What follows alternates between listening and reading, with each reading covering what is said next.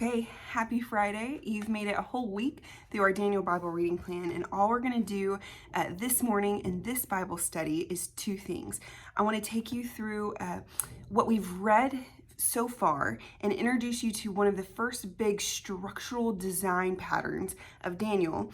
And then Aaron is going to join me here in just a little bit, and he's going to sing for you one of my absolute favorite songs modeled after one of the stories that you've read about so far this week.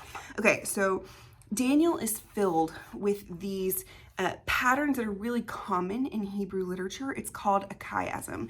So you know when you're writing a paper or you're reading like a research paper in today's world, where's the most important part of that paper? Where's the main idea?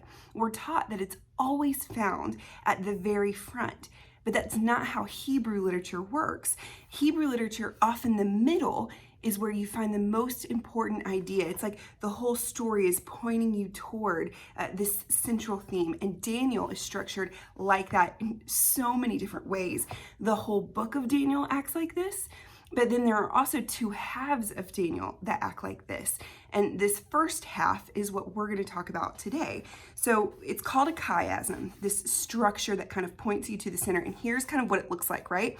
So it's just like poetry. You have an A idea, a B idea, and a C idea. And then when you're reading the second part of the story, you go back to something that kind of matches that B idea, and then back to something that matches that A idea. So chapters 2 through 7 follow this pattern almost identically. You have two A kind of ideas, these images that show up in the story. The first takes place in chapter 2. It's the image of Nebuchadnezzar, his big statue that he sets up, this four-part statue that's in his dreams. And then later in chapter 7, you're going to have a different kind of image. And then in chapter 3, this is the B column, you have Daniel and his friends who will not worship that image that comes from A. And so they're thrown into the fiery furnace. Well, then later, what we're going to read about this next week in chapter 6, there's another time where Daniel just will not worship Nebuchadnezzar the way that he is being asked to do. And he's thrown into the lion's den. And then right in the middle of those stories, so you have chapters 2 and 3 paralleling, and then chapters 6 and 7, that's the A, B, B, A. In 4 and 5, you have a kind of a tale of two kings, Nebuchadnezzar and Belshazzar. And both are guilty of this really prideful thinking that they don't need God, that they're the ones who are ruling, they're the ones who are in all this control. Nebuchadnezzar is humiliated. He's thrown out. You'll read about this next week, and like brought low, treated like a beast of a field, but it actually works. He's humbled, and God eventually restores him back to his kingship. Belshazzar is not so lucky. He does not. He continues in his prideful ways, and you'll read about what happens to him.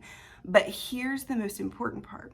As I said, all of this is drawing to a central verse, the center of this pattern, this chiasm is what it's called. And here's the center. It happens in chapter 4, verse 37. Just listen to this. Now I, Nebuchadnezzar, praise and extol and honor the King of heaven, for all his works are right, and his ways are just, and those who walk in pride he is able to humble. I mean, come on. That's the central theme of this first half of Daniel. We talked about it on Wednesday.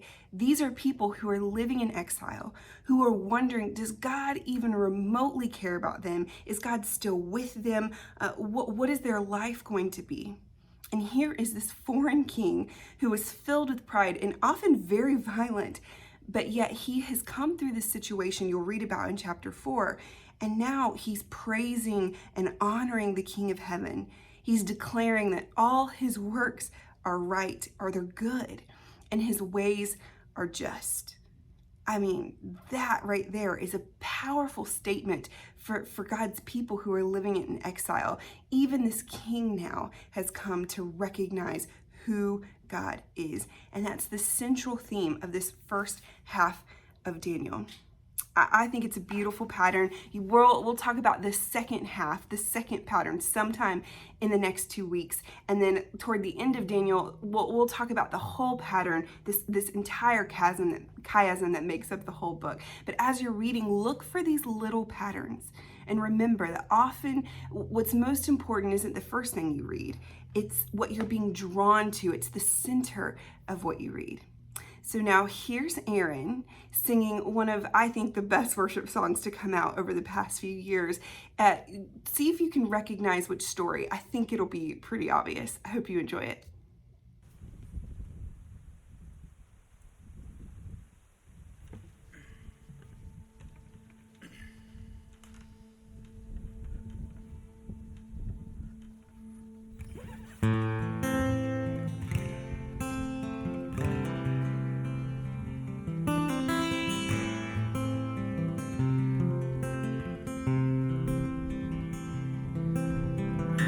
There's a grace when the heart is under fire, another wave when the walls are closing in. And when I look at the space between where I used to be and this reckoning, I know I will never be alone. There was another in the fire standing next to me. There was another in the waters holding back the sea. Should I ever need reminding of how I've been set free, there is the cross that bears the burden where another died for me. There is another in the fire.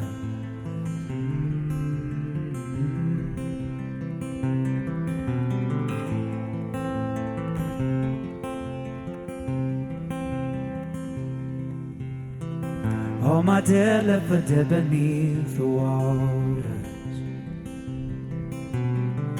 I'm no longer a slave to my sin anymore. And should I fall in the space between what remains of me and this reckoning, either way I won't bow to the things of this world. 'Cause I know, and I know I will never be alone. There is another in the fire standing next to me. There is another in the waters holding back the sea. And should I ever need reminding what power set me free, there is a grave that holds nobody. Now that power lives in me. There is another in the fire. Whoa, whoa. There is another in the fire. Whoa. And I can see the light in the darkness as the darkness bows to him. And I can hear the roar in the heavens. There's a space between west and I can feel the ground shake beneath us as the prison walls cave in. But nothing stands between us. Nothing stands between us.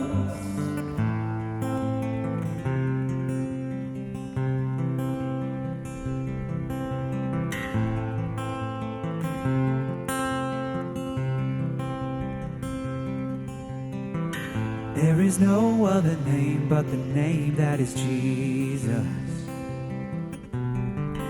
He who was and still is and will be through it all. So come what may in the space between all these things unseen and his reckoning. 'Cause I know I will never be alone. I know, yes I know I will never be alone. There is another in the fire standing next to me. There is another in the waters holding back the seas. And should I ever need reminding how good you've been to me, I count the joy from every battle, because I know that's where you'll be. I count the joy from every battle, because I know that's where you'll be. I count the joy from every battle, 'cause I know that's where you'll be.